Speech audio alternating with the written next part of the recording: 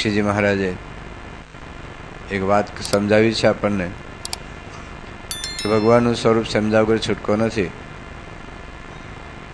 તો ભગવાનનું સ્વરૂપ સમજવું કેવી રીતે, એની પણ આગળ મહારાજે વાત કરી કે આ દેહ છતે એવો ઉપાય કરવો કે જેથી કરીને ભગવાનનું સ્વરૂપ સમજાય. મહારાજે વાત કરી કે ભગવાનનું સ્વરૂપ સમજવું એ કોઈ બુદ્ધિનો વિષય નથી, કારણ કે બુદ્ધિની મર્યાદા છે. અલૌકિક બુદ્ધિ ગમે એટલી આપણે તીક્ષ્ણ હોય, આખી દુનિયાનું મેનેજમેન્ટ કરી શકતા હોઈએ, અથવા તો વૈજ્ઞાનિક સંશોધન કરી શકતા હોઈએ, પરંતુ ભગવાનની વાત સમજવી એ બુદ્ધિનો વિષય નથી. નયમાત્મા પ્રવચને ન લભ્યો ન મેધયા ન બહુના શ્રુતેન. ઉપનિષદની અંદર વાત કરી છે કે આજે ભગવાનનું જે સ્વરૂપ છે, નયમાત્મા પ્રવચને ન લભ્યો, એ પ્રવચન બહુ કરવાથી આખી જિંદગી, દાખલા તરીકે આપણે મધ્યનું 13મું વચનામૃત નિરૂપણ કરીએ, આખી જિંદગી લાઈફ ટાઈમ, અને તમે લાઈફ ટાઈમ સાંભળો તો સારી વાત છે. બૌદ્ધિક રીતે આપણે કન્વિન્સ થઈએ પણ ખરા, બૌદ્ધિક રીતે આપણે સ્પષ્ટતા કરીએ પણ ખરા, પરંતુ અહીં તો ભગવાનનો સાક્ષાત્કાર કરવાનો છે. ખાલી ભગવાનને મળવાનું છે, એમ જે કરીને જતા રહેવું છે એવું નથી. ભગવાન હારે લગ્ન કરવાના છે. તો એ આત્મામાં ભગવાનનો સાક્ષાત્કાર કરવાનો છે. આજે દાખલા તરીકે ભગવાન કરતા છે તો બધા જાણીએ છીએ કે ભગવાન કરતા છે, પણ કોઈક થપ્પડ મારે તો ભગવાન કરતા મનાય ખરા? તો કટોકટીના સંજોગોની અંદર ભગવાનને જે કરતાપણું જાણવું અઘરું છે. ભગવાન જાણે છે તો બધું જાણીએ છીએ આપણે, પણ જ્યારે આપણે કંઈક ખોટું કરતા હોય એ વખતે ભગવાન મને જાણે છે વિચાર નથી રહેતો. તો ભગવાનના પામવાનું છે, ભગવાનનો સાક્ષાત્કાર કરવાનો છે. તો નયમાત્મા પ્રવચને ન લભ્યો ન મેધયા ન બહુના શ્રુતેન. તમે ગમે એટલી તીવ્ર બુદ્ધિશાળી હોઈએ આપણે કદાચ, પણ એ તીવ્ર બુદ્ધિથી આ ભગવાનને કદાચ સમજીએ થોડા ઘણા બૌદ્ધિક દ્રષ્ટિએ, પણ એનો જે સાક્ષાત્કાર થવો, એ ભગવાનને પામવું એ બહુ અઘરું છે. એટલા માટે ભગવાન સ્વામિનારાયણ સમજાવે છે કે કદાચ શાસ્ત્રો તો આપણે મોટાભાગે વાંચતા નથી, પણ વાંચીએ તો પણ સમજાય એવું નથી. કારણ કે ગઈકાલે આપણે વાત કરેલી કે શાસ્ત્રમાં અનેક પ્રકારના શબ્દો હોય છે, કારણ કે જીવોની પાત્રતા જુદી જુદી છે. કેટલાક પામર જેવા જીવો છે, કેટલાક વિષયી જીવો છે, કેટલાક મુમુક્ષુ જીવો છે, કેટલાક મુક્ત જીવ છે. તો જેમ લાઇબ્રેરીની અંદર અનેક પ્રકારના વિદ્યાર્થીઓ માટે જુદા જુદા પુસ્તકો જરૂરિયાત પડે, એમ પુસ્તકમાં, ગ્રંથમાં પણ અનેક પ્રકારના શબ્દો હોય. એમાં પોતે કયા ધોરણમાં છે, પહેલા ધોરણમાં, બીજા ધોરણમાં, 10મા ધોરણમાં, કોલેજમાં, તો પોતાને જે ધોરણ હોય, જે સ્ટાન્ડર્ડમાં ભણતો હોય, એ પ્રકારના પુસ્તકો જો હાથમાં લે તો એનાથી એને પોષણ થાય. આજે 10મા ધોરણનો વિદ્યાર્થી હોય, એ કદાચ કેજીના અથવા તો પહેલા બીજા ધોરણના પુસ્તકો વાંચે, એમાં શું લાભ થાય? એમાં કોઈ બહુ લાભ નથી. એમાં તો મોટાભાગે ચિત્રો જ હોય બધાય. પરંતુ હવે એ જ વિદ્યાર્થી દાખલા તરીકે પીએચડીના પુસ્તકો વાંચે તોય કઈને લાભ ન થાય. એ પોતે જે ધોરણમાં છે એ ધોરણમાં રહીને જો એ પુસ્તકો વાંચે તો કંઈક એને લાભ થાય. એમ હવે આમાં માને કયા શબ્દની જરૂરિયાત છે કેવી રીતે ખબર પડે? આપણે વાત કરી કે મેડિકલ સ્ટોરમાં બધી દવા હોય, અને આપણો પોતાનો મેડિકલ સ્ટોર હોય. મેડિકલ સ્ટોરમાં કઈ દવા કઈ જગ્યાએ પડી છે એ તમને ખબર હોય, કઈ દવા કઈ કંપનીની છે પણ તમને ખબર હોય. પણ તમને કોઈક રોગ થયો હોય સિરિયસલી, તો તમારી મેળે દવા લઈ શકો નહીં, અને લો તો ફરીવાર લેવી ન પડે, એ જતો જ રહે ઉપર. તો એક સામાન્ય ઠીક છે, સામાન્ય કંઈક બીમાર હોય ને તમે કદી કંઈક માથાની ટેબ્લેટ લઈ લો, પણ સિરિયસ કોઈ ટાઇફોઇડ અથવા તો મેલેરિયા અથવા તો ફાલ્સીફેરમ કયો રોગ થયો છે, તાવના કેટલા પ્રકાર છે. માથું દુખે છે, પણ માથાની 80 પ્રકારથી માથું દુખે છે, જુદા જુદા કારણો છે. તો એ એકચ્યુઅલી શું છે પ્રોબ્લેમ, જ્યાં સુધી તમે ડૉક્ટર પાસે ન જાઓ, એ ડૉક્ટર નિદાન ન કરે, નિદાન કરીને દવા ન આપે, મેં તો ડૉક્ટરનો ધંધો જ ભાંગી પડે. આપણે પોતાની મેળે વાંચી ન લઈ લે દવા બધી. તો એમ જેમ ડૉક્ટરની જરૂરિયાત છે, એમ શાસ્ત્ર તો જંગલ છે. આ જંગલના શાસ્ત્રના જંગલમાં એટલી જુદી જુદી વાતો છે, આપણે પકડાયું જ નથી. આપણે જાણીએ છીએ કે રામના યુદ્ધ વખતે લક્ષ્મણજીને મૂર્છા આવી અને સંજીવની વિદ્યા એ ઔષધિ લેવા માટે હનુમાનજીને મોકલ્યા કે તમે પેલા પર્વત ઉપર જઈ આવો. પણ હવે કેટલા બધા વૃક્ષોમાં સંજીવની એ કઈ ઔષધિ શું ખબર પડી? તો કે હનુમાન તો શક્તિશાળી હતા, આખો પર્વત લઈને ઉપડ્યા. હનુમાનજીને ખબર ન પડી કે એ કારણ કે એક સરખા બધી ઔષધિ હોય, એક વખત સરખા છોડ હોય. હવે એમાં જે જરૂરિયાત હોય એ મૂકીને પેલી મરચીનો છોડ લઈને આવતા રહે શું થાય? તો ફરી વખત ધક્કો થાય ને, ફરી વખત તો ખબર જ ન પડે કે એક સરખા છોડ હોય. પણ એકચ્યુઅલી કોઈક ઓળખાણ કરનાર જોઈએ કે આ શબ્દો આપણા માટેના છે.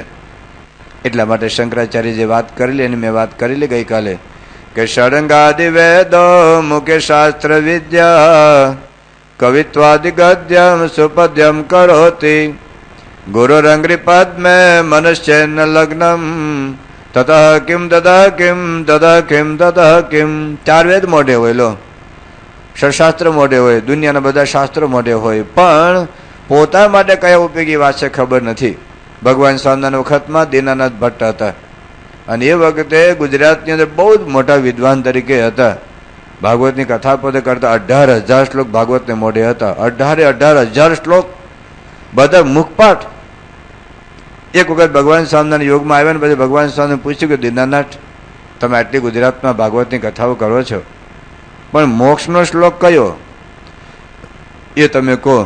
કે મહારાજ હું તો કહેતા હોય 18,000 શ્લોક મોઢે બોલી જાઓ, પણ મોક્ષનો શ્લોક કયો છે મને કે બહુ કઈ ખબર જ નથી. કહેતા તો મોઢે જ બોલી જાઓ બધું જ.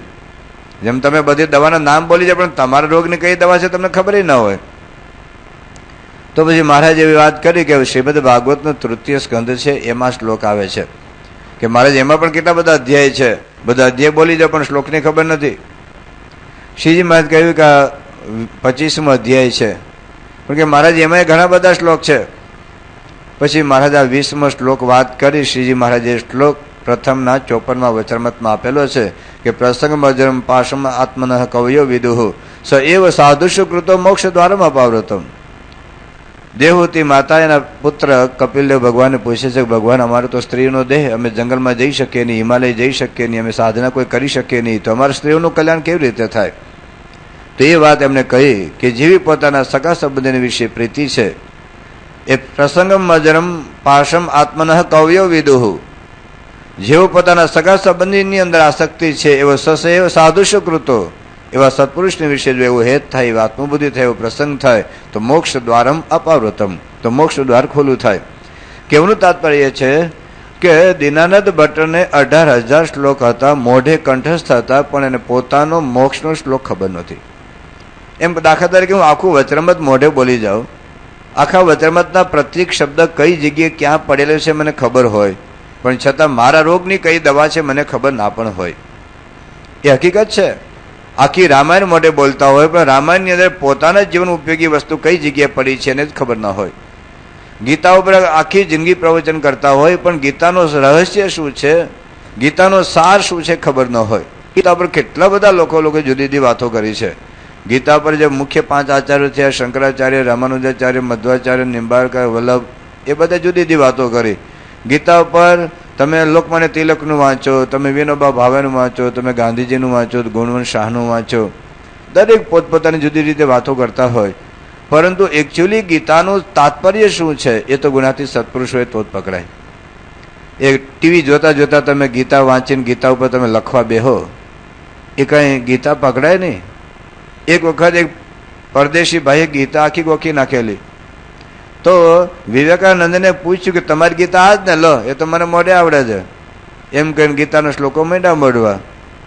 તો વિવેકાનંદે કહ્યું કે એ અમારી ગીતા નહીં, અમારી ગીતા કઈ છે સમજવા માટે તો હિન્દુને પેટે જન્મ લેવો પડે તો એ ગીતા સમજાય. બાકી દારૂ પીતા પીતા માંસ ખાતા ખાતા તો ગીતા ગોખી જાય બોલી જાય, એ અમારી ગીતા નથી. તો એવી જ રીતે આ વ્યસનો હોય, દૂષણો હોય, કુટેવો હોય, ખરાબ આપણું વર્તન હોય, વર્તનની કોઈ શુદ્ધિ ન હોય, તો પ્રવચન તો બધાય થઈ શકે, એના પર લખી શકાય, બધું બધા ઉપર લખી શકાય છે. ડોક્ટર રાધાકૃષ્ણને કેટલું બધું લખેલું છે, અને ગીતા ઉપર લખેલું છે, ઉપનિષદો ઉપર લખ્યું છે, ભારતીય ફિલોસોફી ઉપર લખ્યું છે, ઇન્ડિયન ફિલોસોફી ઉપર, પણ વ્યક્તિગત વર્તનમાં જુઓ તો ખબર જ પડે, એના દીકરા એનું જીવન લખ્યું છે. તો કહેવાનું તાત્પર્ય એટલું છે, ઘણી વખત બૌદ્ધિક રીતે બહુ વ્યવસ્થિત હોય, પણ આત્મસાત કરવું એ માટે સત્પુરુષની જરૂરિયાત છે. મેં વાત કરેલી મણિલાલ નભુભાઈ દ્વિવેદીને પોતે પોતાની આત્મકથામાં લખ્યું છે એટલે કહેવાય, બાકી જાહેરમાં બોલાય નહીં. પોતે પોતાની આત્મકથામાં લખ્યું છે અને પોતે પુસ્તક બહાર પાડ્યું છે એટલે બોલાય. પોતાની આત્મકથામાં લખ્યું છે કે હું અતિશય સ્ત્રીઓનું વ્યભિચારી જીવ હતો, મહાતત્વજ્ઞાની. એ વખતના મણિલાલ નભુભાઈ દ્વિવેદી બહુ વિદ્વાન હતા, પણ જીવન જોઈ લો, જીવન જુઓ. હવે કદાચ ગીતા ઉપર બોલે, પ્રવચન ઉપર ભલે ભૂલો તો થાય, પણ એની કંઈક અંતરદ્રષ્ટિ હોય, પાછળવૃત્તિ વાળોનો વિચાર હોય, કંઈક ભૂલ થાય તો એને કંઈક પ્રાયશ્ચિત થાય, માફી માગે ભગવાન પાસે. પણ ભૂલ થવી વસ્તુ જુદી છે, ભૂલ કરવી જુદી વસ્તુ છે. તો પ્રશ્ન એટલો છે કે જો સત્પુરુષ ન મળે તો આપણને બીજે રવાડે ચડાવી દે, બીજે રવાડે ચડાવી દે. એટલા માટે ગઈકાલે આપણે વાત કરેલી વર્તાના 12મા વચરામૃતમાં કે જેને ભગવાનનો નિશ્ચય નથી, એના મુખ થકી તમે ભાગવત અને ગીતા સાંભળો ને તો જીવનું કલ્યાણ થવાને બદલે ભૂંડું થાય.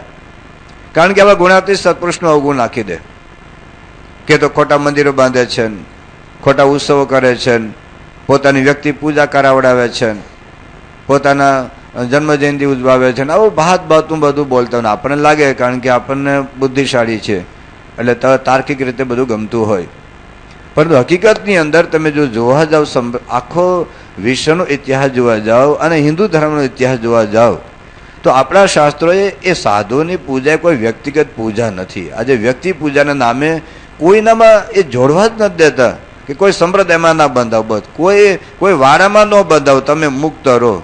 હું તમને એમ કહું, તમારા દીકરાને કોઈ કોલેજમાં ન બાંધો, ખાલી ડોક્ટર બનાવી દો. તો ત્યાં બગીચામાં ભણવા જાય? કોઈ એક હોસ્પિટલના વાડામાં ન બંધાવ, કોઈ કોલેજના વાડામાં ન બંધાવ. બસ એ આજે મેડિકલ કોલેજમાં જાય, કાંઈ એન્જિનિયરિંગ કોલેજમાં જાય, પરમ દિવસે આર્ટ્સની કોલેજમાં જાય, પછી એક દિવસ કોમર્સની કોલેજમાં જાય. એ ક્યારે ડોક્ટર થાય? ક્યારે ડોક્ટર થાય? તો તમે એમ કહો કે ભાઈ કોઈ સંપ્રદાયમાં ના બંધાવો, કોઈ વાડામાં ન બંધાવ, તો બાંધવાનું છે એમાં? તમે કોઈ બસ આપણે તો બધું અરખું. હવે વિદ્યાર્થી કે મારે તો બધી એન્જિનિયરિંગ કોલેજ, ભલે એન્જિનિયરિંગ કોલેજ હોય પણ એક કોલેજમાં બંધાવવું પડે. અમદાવાદમાં એન્જિનિયરિંગ કોલેજ છે, વિદ્યાનગર એન્જિનિયરિંગ કોલેજ છે, વડોદરામાં એન્જિનિયરિંગ કોલેજ છે, સુરતમાં એન્જિનિયરિંગ કોલેજ છે, કે ના હું કોઈમાં બંધાવું નહીં. એક દિવસ અમદાવાદ ભણું, એક દિવસ વિદ્યાનગર ભણું, એક દિવસ ત્યાં રાજકોટ ભણું, એક દિવસ મુંબઈ ભણું, એમ એન્જિનિયર થવાય? પણ આપણા ભેજામાં એવું છે ને, બસ હું કોઈ સંપ્રદાયમાં, હું કોઈ વાડામાં બાંધાતો નથી. આવા એવા બૌદ્ધિક તર્કો હોય છે અને ખરેખર આપણી હિન્દુ પ્રજાની બહુ મોટી કમનસીબી છે, બહુ મોટી કમનસીબી છે કે આવા આપણા ઝેરી વિચારોને આપણે ગ્રહણ કરી લઈએ છીએ. અને ખાસ કરીને તમને તો ઠીક છે, તમારા બાપ દાદાનો થોડાક સંસ્કારો છે એટલે તમને જલ્દી નહીં પકડો, પણ જે યુવા પેઢી છે એને તો આ ગમતું નથી મંદિરમાં જવાનું, એને તો કોઈ સંતો પાસે જવું ગમતું નથી અને શાસ્ત્રો વાંચવા ગમતા નથી. અને એના મગજની અંદર જ એક એવા વિચારો ઘૂસી જાય છે, એને લીધે એ લોકોમાંથી આ એક શ્રદ્ધા તૂટી જાય છે ભગવાનમાંથી. તો આવા જે એટલા માટે કહ્યું કે સત્પુરુષ એટલે ખાલી ભગવા કપડાધારી નથી ભાઈઓ. સત્પુરુષ એટલે કે વચરામૃત ઉપર કે સત્સંગી જીવન ઉપર અથવા તો તમે શિક્ષાપત્રી ઉપર કે ભાગવત ઉપર કે રામાયણ ઉપર કે ગીતા ઉપર કે અધ્યાત્મ પ્રવચનો કરનાર એ કોઈ સત્પુરુષની વ્યાખ્યા નથી. કઈ જગ્યાએ તમે જુઓ ને, વાંચો ને, આપણું અત્યારે ગુજરાતી પ્રજાનો એવો એક ક્રેઝ છે વિશ્વભરમાં. જો અમારો ધંધો એટલે લીધે જ હાલે છે, તમે એમને સાંભળો છો એટલે. અત્યારે કથા વાર્તાની સિઝન છે. અમારે કેટલા બધા આપણા ભારતના સાધુઓ અમેરિકા ફરે છે, લંડન ફરે છે, કોઈ ભાગવતની, કોઈ ગીતાની, કોઈ રામાયણની કથા પ્રવચનો દ્વારા એક ધંધો છે, બિઝનેસ છે. સારી વાત છે. એક સારા સાત્વિક વિચારો સમાજમાં પ્રવર્તે, આપણા મૂળભૂત ગ્રંથોના વિચારો આપણી ભાવિ પેઢીમાં આવે, પણ સારું વાત છે. પણ એનું જે મૂળ તાત્પર્ય ન તો પકડો. મૂળ તાત્પર્ય પકડ્યા વગર આપણે જેમ ઓડિયન્સ રાજી થાય, જેમ લોકો તાળીઓ પાડે, બહુ અદભુત કથા થાય, પણ ભૂત જેવા બે રહ્યા એનું શું? અદભુત કથા તો અદભુત થાય, પણ વક્તાને શ્રોતા બે ભૂત જેવા રહે. જો સાચી વાત, સાચું તાત્પર્ય એ ગ્રંથોનું જો આપણને ન સમજાવે તો કહેવાનું તાત્પર્ય એટલે આપણે ક્રેઝ છે, બસ કથા કરે ને સાધુ કહેવાય. હું કથા કરું એટલે સાધુ છે એવું નથી ભાઈઓ. આ તો એક કળા છે, યાદ શક્તિ હોય, બોલવાની છૂટ હોય તો આવડે, પણ એક સાધુનું લક્ષણ જુદું છે. અહીં સત્પુરુષની વાત કરી, હું મારી જાતને સત્પુરુષ માની લઉં કે જાઓ હું સત્પુરુષ છું ને 1 મિનિટ કથા કરું, તમે મને ગુરુ માની લો. નો એ ગુરુ ભાઈ, આ એક તો બુદ્ધિ હોય, ભગવાને શક્તિ આપી હોય, થોડી શક્તિ હોય. ઘણા આપણા સંપ્રદાયમાં સંતો એવા છે કોઈ કઈ કથા વાર્તા નહીં આવડતું. લો હમણાં પેલા મંગલમૂર્તિ સ્વામી છે ને, ક્યારે કથા વાર્તા કરતા મને ખબર નથી કેવી કથા કરે. આમાં પેલા ધર્મ સ્વામી કેવી કથા સાંભળી? ક્યારે કથા સાંભળી? એના મોઢે ક્યારે રામાયણની ચોપાઈ સાંભળી છે? ક્યારે ગીતાનો શ્લોક સાંભળ્યો છે? ભાગવતનો શ્લોક સાંભળ્યો છે? વચનમાં તો નંબરે સાંભળેલો છે. ચાલો છે એવા તો કેટલા સંતો છે અમારે.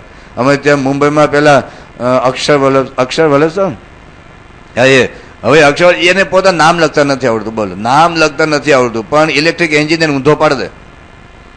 ઇલેક્ટ્રિક એન્જિનિયરને જીબીએના ચેરમેન ઊંધો પાડ દે, એટલું જ્ઞાન છે ને. આપણા ઉત્સવની અંદર થાય આખું ઇલેક્ટ્રિકનું મેનેજમેન્ટ એ કરે છે.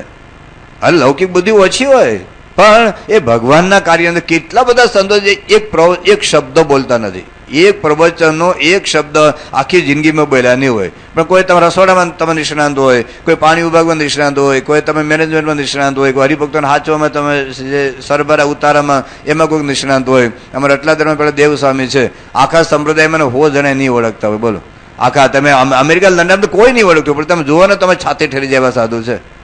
એટલે આપણા સંપ્રદાયની અંદર કોઈ વક્તવ્ય કે પ્રવચન એની કોઈ મહત્તા જ નથી. વર્તન જેનું આદર્શ એ સાધુ. પ્રવચન તો ઠીક છે, વાતો તો ઠીક છે, એક સેવા છે. જેમ સંગીત વગાડવું એક સેવા છે, તબલા વગાડવું એક સેવા છે, ભંડારમાં સેવા કરવી એક સેવા છે, આરતી ઠાકોરજીની સેવા કરવી એક સેવા છે, એમ એક કથા વાર્તા સેવા છે. પણ અત્યારે આપણા લોકોમાં એવું એક ભૂસું ભરાઈ ગયું છે કે બસ કથા કરે ગુરુ, બહુ મોટી હારી કથા કરે એટલે ગુરુ. કથા સાંભળો જરૂર, પણ ગુરુનું લક્ષણ જુદું છે. તમે ભાગવત વાંચો, ગીતા વાંચો, રામાયણ વાંચો, ક્યાંય એવું લખ્યું નથી કે જેને જે કથા કરે ગુરુ કહેવાય. તમે ભાગવત વાંચો જી, રામાયણ વાંચો જી, રામાયણ એવું જ લખ્યું કે નારે નયન શરજાહી ન લાગા, ઘોર ક્રોધ નિશી તમે જાગા, લોભ પાશ જહી નર ન બંધાયા, સો આપ સમાન રઘોરાયા.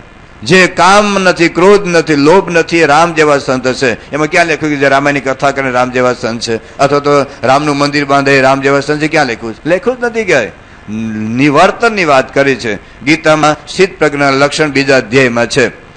એવો કયો ભક્ત મને પ્રિય છે એવી વાત 12મા અધ્યાયમાં છે. ગુણાતીત ભક્ત કોને કહેવાય એવી વાત 14મા અધ્યાયમાં છે. બધા શ્લોક વાંચો, ક્યાંય એવું નથી લખ્યું છે કથા કરીને સાધુ કહેવાય. ગીતાના બીજા અધ્યાયમાં પૂછ્યું કૃષ્ણ ભગવાને કે સ્થિત પ્રજ્ઞ છે કા ભાષા સમાધિસ્થ કેશવ, સ્થિત દેહી કિમ પ્રભાષેત કિમાસીત વ્રજેત કિમ. સ્થિત પ્રજ્ઞની વ્યાખ્યા શું? સ્થિત પ્રજ્ઞ છે કા ભાષા, એની વ્યાખ્યા શું?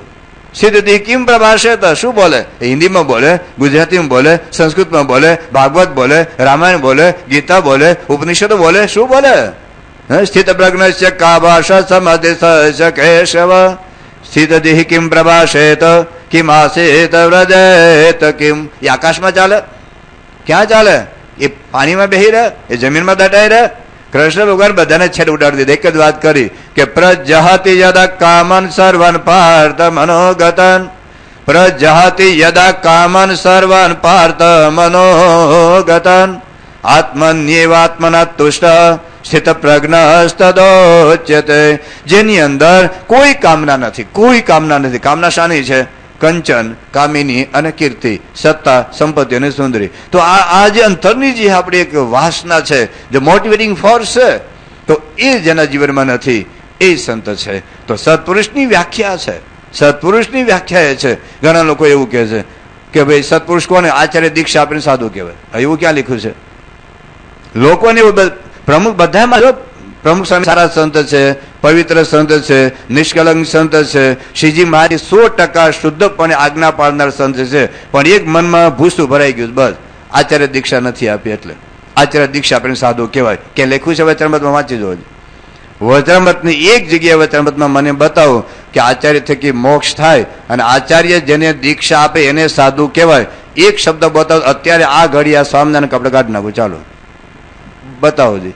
પણ એવું આજે વર્ષોથી એક જ બીજું બધું બરાબર, બોચાસન વાંચી સંસ્થા બધું બરાબર, સંતો બરાબર, કાર્યકર્તા બરાબર, હરિભક્તો બરાબર, મંદિર બરાબર, પ્રવૃત્તિ બરાબર, પણ આટલું બરાબર નથી. લો એવું આટલું બરાબર નથી. 1988માં અમેરિકામાં એક ભાઈ ત્યાં પધરામણી ગયેલા રાત્રે 11:30 વાગે. તો ઘરમાં દાખલ થયો ને મને કે તમે શિક્ષાપતિ કેમ નથી પાડતા? એટલે આપણે જિંદગીમાં પહેલી વાર ભેગા થયા છે, હું શિક્ષાપતિ નથી પાડતો તને ક્યાં ખબર પડી? પણ પછી મેં કીધું ભાઈ મને ઘરમાં તો બેહવા દે ભાઈ સાહેબ, હવે મારે બહાર ઉભો મને પૂછપૂછ કરે છે. પછી ઘરમાં બેઠા એટલે પછી અંદર પાણી લેવા ગયા. એટલે મેં જોયું કે ઘનશ્યામનો ફોટો હતો, એટલે મને એમ લાગ્યું કે જૂના મંદિરના હરિભક્ત હશે. એટલે પછી એ પાણી લઈને આવ્યા. એટલે પછી મેં પૂછ્યું કે બોલો તમે શું છે, કે તમે શિક્ષાપત્ર કેમ પાડતા નથી? એટલે મેં કહ્યું તારે જો જવાબ સાંભળવો છે કે ખોટી ચર્ચા કરવી? જો કંઈક સમજવાનો પ્રયત્ન કરવો હોય તો હું જવાબ આપું. બાકી અત્યારે 11:30 વાગ્યા છે ને મારે અહીંથી હજી 150 માઇલ દૂર જવાનું છે.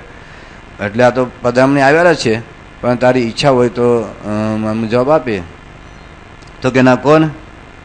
મેં કહ્યું એક સાધુ તરીકે, ભગવાન સામનાના સાધુ તરીકે હું કઈ શિક્ષાપત્રી લોપું છું? હું મોટા મોટા ચોટલા રાખું છું, હું સીવેલા કપડાં પહેરું છું, મારી બેંકમાં લાખો રૂપિયા છે, હું એકલો આટા મારું છું, હું એકલો સ્કૂટર ઉપર બેહું છું, હું ગાડી ચલાવીને ફરું છું, રાતે કપડાં બદલીને પિક્ચર જોવા જાઉં છું, અમે અમારા બેન અથવા તો ભાણિયાના લગ્નમાં જઈએ છીએ, અમે થાળીમાં જમીએ છીએ. શું અમે હું શિક્ષાપત્રીની શું આજ્ઞા નથી પાડતો? તો કે એ તો હું આટલું બધું બોલ્યો ને, આખું લિસ્ટ બોલી ગયો, અમુક તો ના બોલાય મારે. તો કે સ્વામી એ તો બધું અમને ખબર છે અમારામાં હાલે છે, પણ તમે આચાર્યને નથી માનતા. બરાબર, આચાર્યને માનતા નથી, પણ શિક્ષાપત્રીમાં તું વાંચજે. અમે આચાર્યને માનતા નથી એટલે શું અમે આચાર્યમાં કેસ માંડ્યા છે? આચાર્યને કોર્ટમાં ઊભા કર્યા છે? આજે બે સંસ્થાના આચાર્યને કેટલા કેસ ચાલે જોઈ આવજો. તમે જેને ભગવાનનું સ્વરૂપ માનો છો એને કોર્ટમાં હાજર કેમ કરાય?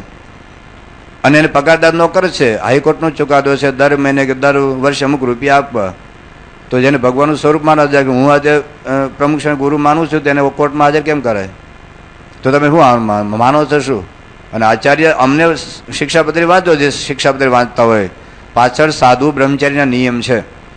સાધુ બ્રહ્મચારીના નિયમ એવું ક્યાંય લખ્યું નથી કે તમારે આચાર્ય થકી દીક્ષા લેવી. જે શિક્ષાપત્રી વાંચતા હોય વાંચજો જો. અને જેને પ્રશ્ન હોય કે આ બોચાસણ વાળા કેમ આચાર્યને માનતા નથી એ વાંચી જોજો. તો કોઈ જગ્યાએ એવું ક્યાંય લખ્યું નથી મહારાજે કે જે સાધુ હોય એને આચાર્ય થકી જ દીક્ષા લેવી. અમારા નિયમમાં ક્યાંય લખ્યું જ નથી. જે આચાર્યના નિયમ છે પાછળ એમાં એવું લખ્યું છે કે તમારી પાસે કોઈક મુમુક્ષુ આવે તો દીક્ષા આપવી, તો ભલે ના આપે, અમને ક્યાં વાંધો છે? અમને જો એવું લખ્યું હોય કે તમારે આચાર્ય પાસે જ દીક્ષા લેવી તો અમે આજ્ઞા લોપી કહેવાય, તો એવું છે જ ને. બીજું શિક્ષાપત્રીમાં લખ્યું છે કે દારૂ ન પીવો, માંસ ન ખાવો, વ્યસન ન કરવું અને આવા ખરાબ ચિત્રો ના જો, બધું લખ્યું છે. એવું શિક્ષાપત્રીમાં લખ્યું નથી કે સાધુએ દીક્ષા ન આપવી. જેમને લખ્યું છે કે ભાઈ દારૂ ન પીવો લખ્યું છે, કુસંગ ન કરવો લખ્યું છે, વ્યભિચાર ન કરવો એવું લખ્યું છે, માંસ ન ખાવું એવું લખ્યું છે, કુસંગ ન કરવું એવું લખ્યું છે. પણ એવું ક્યાં લખ્યું છે કે સાધુએ દીક્ષા ન આપવી? એવું ક્યાં લખ્યું જ નથી. જો ખરેખર ના લખત. બીજી વાત કે આચાર્ય થકી કલ્યાણ થાય છે, મોક્ષ થાય છે, એની વાત આવતીકાલે કરીશ. એક વચરામૃતમાં એવું લખ્યું નથી, not a single sentence in વચરામૃતમાં. સત્પુરુષ જ બતાવ્યા છે. સત્પુરુષ થકી કલ્યાણ થાય, સત્પુરુષ થકી સ્વભાવ ટળે, સત્પુરુષ થકી દોષ ટળે, સત્પુરુષ થકી ભગવાનનો નિશ્ચય થાય, સત્પુરુષ થકી એકાંતિક ધર્મનું સિદ્ધ થાય, સત્પુરુષ થકી ભાગવત ધર્મનું પોષણ થાય. તો સત્પુરુષ જ બતાવ્યા છે. તો આચાર્ય બરાબર છે, તમારા મંદિરનું વ્યવસ્થા કરે, બધું કરે, બધું પધરામણી કરે, પણ અમે તો મોક્ષ માટે સાધુ થયા છે. તો મોક્ષ ક્યાં છે? સત્પુરુષ થકી વાંચો વચરામૃત. વચરામૃત શું તમે ભાગવત વાંચો, ગીતા વાંચો, રામાયણ વાંચો, મહાભારત વાંચો, ઉપનિષદ વાંચો. તો બધામાં આચાર્ય નથી બતાવ્યા, સંત જ બતાવ્યા છે કે આચાર્ય જે દીક્ષા આપે એ સાધુ કહેવાય. એવું ક્યાં લખ્યું છે? આચાર્ય જે મંદિરની પ્રતિષ્ઠા કરે એમાં ભગવાન એવું લખ્યું છે, ભારતમાં 35 લાખ મંદિરો છે, ક્યાં બધા મંદિરમાં આચાર્યમાં જ ગયા છે પ્રતિષ્ઠા કરવા? આજે તમે સોમનાથના મંદિરમાં કે દ્વારકાના મંદિરમાં ક્યાં આચાર્યમાં જ પ્રતિષ્ઠા કરવા ગયા? તો ત્યાં ભગવાન છે જ નહીં, ભગવાન નથી ત્યાં. જો ત્યાં ભગવાન નથી તો ત્યાં ભગવાન હોય તો અહીં ભગવાન કેમ ના હોય? આખી દુનિયામાં 35 લાખ હિન્દુ મંદિરો છે, એમાં કઈ જગ્યાએ આચાર્યમાં જ પ્રતિષ્ઠા કરવા ગયા?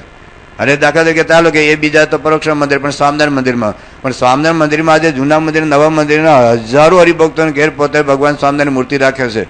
તો પોતાની ઘેર ભગવાન સ્વામિનારાયણ મૂર્તિ રાખે છે, એમ આચાર્યમાં ત્યાં પ્રતિષ્ઠા કરવા આવ્યા છે ઘરમાં? છતાં આપણે થાળ તો ધરાવીએ છીએ, છતાં આપણે આરતી તો ઉતારીએ છીએ. બધા જૂના મંદિરમાં હરિભક્તો પોતાના ઘેર ઠાકોરજીની મૂર્તિ રાખે છે, એમાં થાળ આરતી તો કરે છે. તો ત્યાં ક્યાં ઘેરે ઘેર આચાર્યમાં પ્રતિષ્ઠા કરવા આવ્યા છે? જો તમારા ઘરમાં આચાર્યમાં પ્રતિષ્ઠા ન કરી હોય, છતાં જો ભગવાન રહેતા હોય ને થાળ ધરાવતા હોય, તો થાળ તમે ધરાવશો જ નહીં, કારણ કે ભગવાન તો રહેતા નથી ને. જ્યાં સુધી આચાર્યમાં પ્રતિષ્ઠા ન કરે ત્યાં સુધી તમારા ઘરમાં રહેલા ભગવાનમાં જો ભગવાન ન રહેતા હોય તો થાળ ધરવાની જરૂરિયાત જ નહીં, આરતી ઉતારવાની જરૂરિયાત જ નથી. જો આપણા ઘરની અંદર જો ભગવાન હોય અને થાળ ધરાવતા હોય, છતાં આજે લાખો હરિભક્તોને ઘેર આચાર્યમાં પ્રતિષ્ઠા કરવા ગયા નથી, છતાં એને ત્યાં ભગવાન રહેતા હોય, તો બોચાસણવાસી અક્ષર પુરુષોત્તમ સંસ્થામાં ભલે આચાર્યમાં પ્રતિષ્ઠા આરતી ન ઉતારતો ભગવાન કેમ ના હોય? અને ભારતમાં 35 લાખ મંદિરો છે, તો બધી જગ્યાએ ભગવાન છે કે નહીં? અને આ તો ગુણાતીત સત્પુરુષની વાત છે ભાઈઓ. ગુણાતીત સત્પુરુષ જુદા છે કે ભગવાનના દીકરા બધા ભગવાન હોતા નથી, એની વાત આવતીકાલે કરીશ. પણ કહેવાય આપણે એક સામાન્ય થોડુંક એક ગ્રંથે રહી જાય બસ, બીજું બધું બરાબર. એ બધું બરાબર. દુનિયાની અંદર સ્વામિનારાયણ નામને ગાજતું કર્યું તો પ્રમુખ સાહેબ મહારાજ બધા સમજે છે.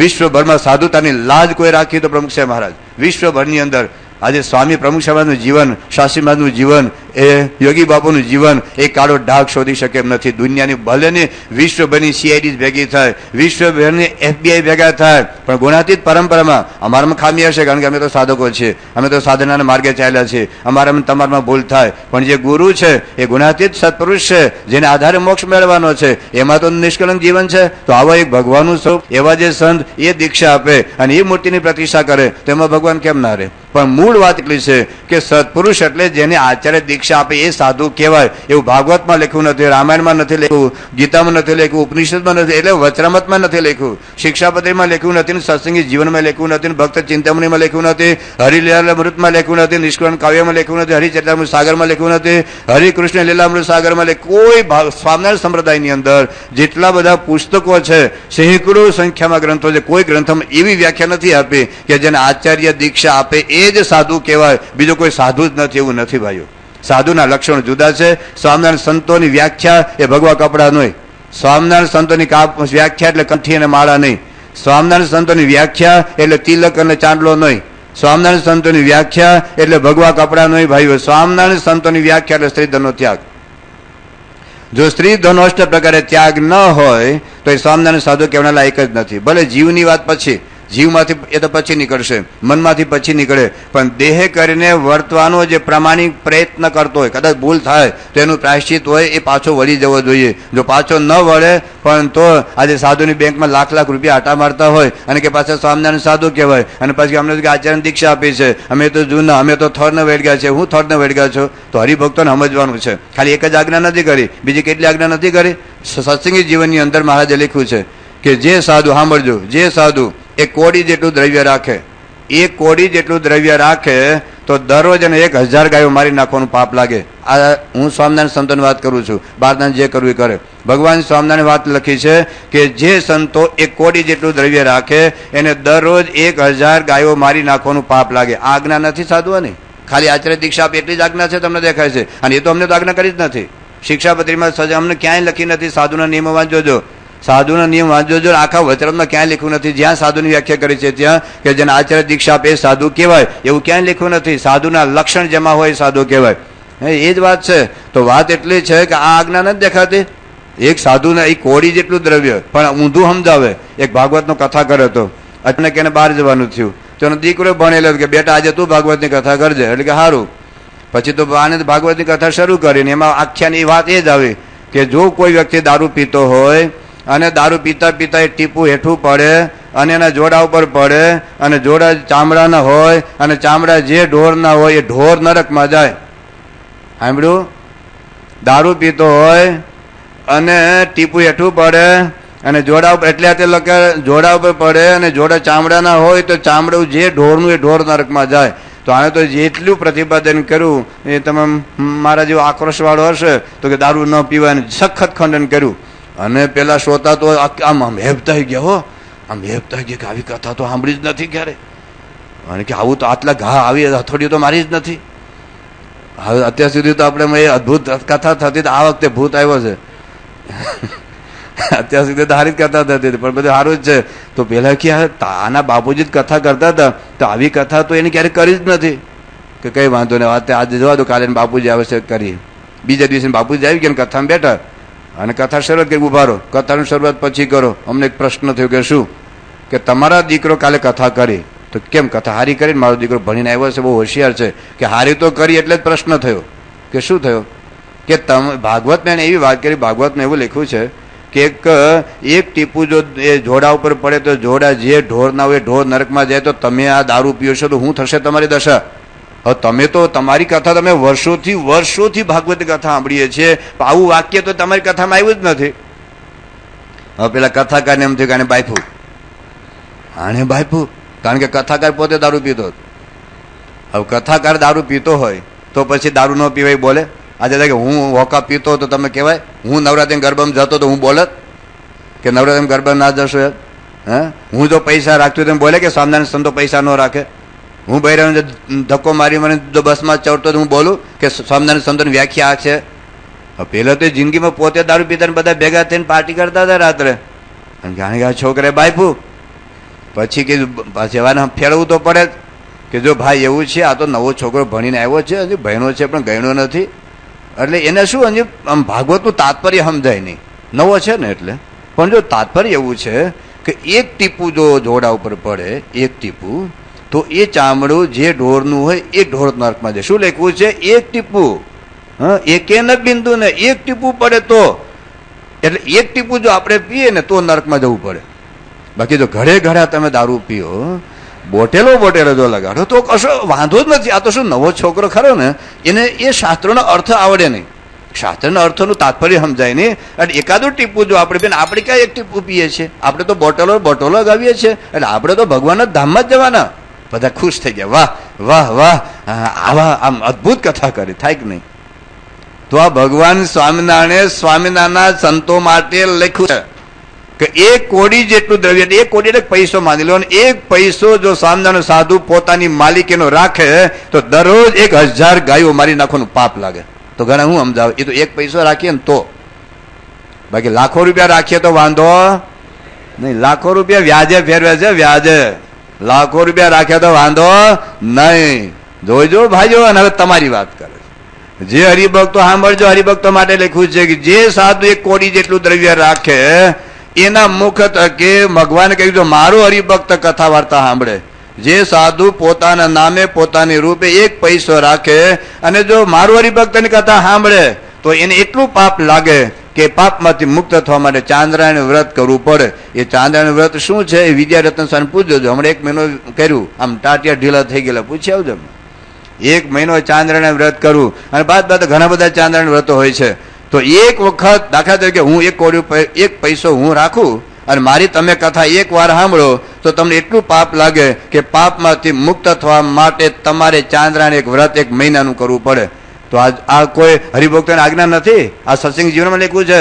વાંચો સત્સંગી જીવન તો ખાલી સાધુની વ્યાખ્યા કેટલી છે, એટલી સત્પુરુષની વ્યાખ્યા છે કે આચાર્ય દીક્ષા આપે. આ નથી, આજે જોઈ લો પ્રમુખ સાહેબ, આજે પ્રમુખ સાહેબ 700 સાધુ, એક પૈસામાં નામે નથી, અમે પૈસા અડતા નથી. કદાચ ભૂલમાં કોઈ અડાઈ ગયું હોય તો 25 વખત તમારે માટી હાથ ધોઈ નાખવા પડે. અમે સંડાસ જઈએ ને તો અમારે 17 વખત હાથ ધોવાનો. કેટલી વખત? 17 વખત અમે સંડાસ જઈએ તો પેલા 10 વખત એક હાથથી ધોવાનો, આમ માટી લઈ લઈને, અને પછી 7 વખત આમ ધોવાના. તો 17 વખત અમે હાથ ધોઈએ સંડાસ ગયા પછી. પણ કદાચ પૈસો અડી જાય તો 25 વખત હાથ ધોવા પડે, 25 વખત. હવે એક સાધુ પૈસા રાખતા નથી, આ નહીં જોવાનું. આજે બધા સંતો પથ્થરમાં જમે છે, આ નહીં જોવાનું. પોતાના ગામ જતા નથી, મા બાપનું નામ એને ઘેર જતા નથી, પત્રો લખતા નથી, ફોન કરતા નથી, એને બેનના લગ્નમાં જતા નથી, મામેરું પૂરવા જતા નથી, કોઈ સંબંધ નથી. કદાચ આખા દુનિયાભરમાં જતા, કદાચ જતા એક નાની બાળકી હતી છે, નાની બાળકી તો અમે નિર્જળા ઉપવાસ કરીએ છીએ. તો આ બધા નિયમ આ સાધુના લક્ષણ છે, આ સ્વામિનારાયણ સંતોની વ્યાખ્યાઓ છે. તો સત્પુરુષ એટલે ખાલી આચાર્ય દીક્ષા આપે જેને સાધુ કહેવાય એવું લખ્યું નથી કોઈ શાસ્ત્રમાં, અને સ્વામિનારાયણ સંપ્રદાયના ગ્રંથોમાં લખ્યું નથી. વાંચીએ હવે જાઓ. ભલે એક દીક્ષા આપે બરાબર છે, નાનદ પડતા એ આચાર્યના નિયમોમાં છે, સંતોના નિયમોમાં તો છે જ નહીં. કાલે સવારે જેટલા શિક્ષા બધે વાંચી લેજો. પાછળ સાધુ બ્રહ્મચારીના નિયમો છે. સાધુ બ્રહ્મચારી નિયમો એવું લખ્યું છે પૈસા ન રાખવા, સ્ત્રીનો સ્પર્શ ન કરો, એનામાં ન જવું, કદાચ થઈ ઉપવાસ કરવા, એ બધા નિયમો આપેલા છે. તો હકીકતમાં જો આ સમજવું પડે. આ જો ના સમજીએ તો એક આટલી નાની બાબતમાં બધું બરાબર હોય પણ કનેક્શન થોડુંક ઢીલું હોય ને તો માઇક ન થાય. બધું બરાબર, પંખો બરાબર, પણ ફ્યુઝ ઉડી ગયું હોય ને તો બરાબર ન થતું. બીજું બધું બરાબર, પણ એટલું ખટકે છે. અને એટલું ખટકે છે એટલે સ્વામી જેવા પુરુષનો એ સ્વીકારી શકતા નથી. આવા સંતોનો યોગ, આવા સંતોનો સમાગમ કરી શકતા નથી. તો એ આપણે સમજવાની જરૂરિયાત છે. તો ગુણાતીત સત્પુરુષ સાધુ તો ભગવાન સ્વામિનારાયણ બધા ઘણા નિયમધારી હોય કે બધા કઈ સંતો બગડેલા છે એવું નથી. જેમ બધા ડોક્ટર બગડેલા નથી, બધા શિક્ષકો બગડેલા નથી, બધા રાજકીય નેતાઓ બગડેલા નથી, બધા સરકારી અધિકારીઓ બગડેલા નથી, બધા વેપારીઓ પણ બગડેલા નથી, એમ બધા સાધુ બગડેલા નથી. તો ભારતમાં અને સ્વામિનારાયણ સંપ્રદાયના પણ કે બધા સંપ્રદાયના બધા જ ફાંટાઓમાં બધા સાધુ બગડેલા છે એવું નથી, બધા નિયમ લોપે છે એવું નથી. ઘણા સારા છે, પવિત્ર છે, ભગવાન સ્વામીની આજ્ઞા પ્રમાણે જીવન જીવે છે. પણ ગુણાતીત સત્પુરુષની વાત જુદી છે. ગુણાતીત સત્પુરુષ હોમિયોપેથિક ડોક્ટર કહેવાય, અને આયુર્વેદિક ડોક્ટર કહેવાય, અને MBBS ડોક્ટર કહેવાય, MD ડોક્ટર કહેવાય, અને MS ડોક્ટર કહેવાય, FRCS ડોક્ટર કહેવાય. હૃદયનું ઓપરેશન કરવું હોય ને તો ભારતના 1 લાખ MBBS ભેગા થાય તો હૃદયનું ઓપરેશન ના થાય. દાદર મટાડે, બહુ તો તાવ મટાડે.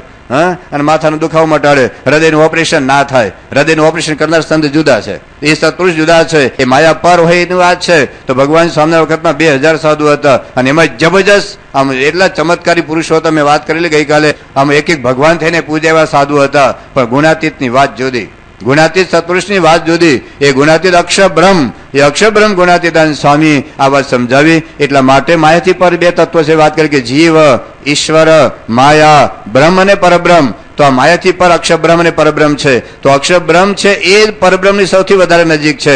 તો એ અક્ષર બ્રહ્મ જેવા પરબ્રહ્મને ઓળખે. એ જીવ અને ઈશ્વર તો માયાના ચશ્મા છે. જ્યાં સુધી આપણે લાલ ગોગલ્સ હોય ને તો સફેદ ભીત પણ લાલ દેખાય. એ માયાની અંદર રહેલા જીવો ઈશ્વર છે. જ્યાં સુધી માયાની અંદર રહેલા છે તે માયિક દ્રષ્ટિથી ભગવાન ઓળખાવ્યા નથી. ભગવાન સ્વામિનારાયણ ના પાડી છે. પ્રથમનું 51નું વચ્રમત, કાર્યનું 1લું વચ્રમત, 95નું 4થું વચ્રમત, કે ભગવાન છે ઇન્દ્રિયો અંતઃકરણ છે ગોચર, ન તત્ર ચક્ષુર ગચ્છતિ ન વાગ ગચ્છતિ ન મનો ગચ્છતિ.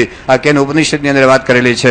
તો કહેવાનું તાત્પર્ય એટલું છે કે જે માયાથી પર અનાધિકારથી છે, અનાધિકારથી માયા પર અક્ષર બ્રહ્મ છે, એ અક્ષર બ્રહ્મને જેવા પરબ્રહ્મને ઓળખવા બીજા કોઈ ઓળખી શકે નહીં. એટલા માટે શ્રીજી મહારાજે અક્ષર બ્રહ્મની વાતો વચ્રમતની અંદર અદભુત કરેલી છે. એ અક્ષર બ્રહ્મનું નિરૂપણ એ ભગવાન સામે એક આવી વિશેષતા છે. તમે મેં કદાચ વાત કરી ખબર નથી, પણ કદાચ ભૂલી ગયો તો ફરી વખત. તો આ સંપ્રદાયની અંદર અક્ષર બ્રહ્મની વાત ગીતામાં છે, ઉપનિષદોમાં છે, ભાગવતમાં છે, અને એ ઉપરાંત વેદ ઉપનિષદોમાં તો છે જ. પણ વડોદરાના એક પ્રોફેસર PM મોદી, એને એક PhDની થીસીસ લખી છે, અને એ થીસીસનો વિષય એવો છે Akshar a forgotten chapter in the history of Indian philosophy. Akshar a forgotten chapter in the history of Indian philosophy. ભારતીય તત્વજ્ઞાનમાં અક્ષર બ્રહ્મ એક ભૂલાઈ ગયેલું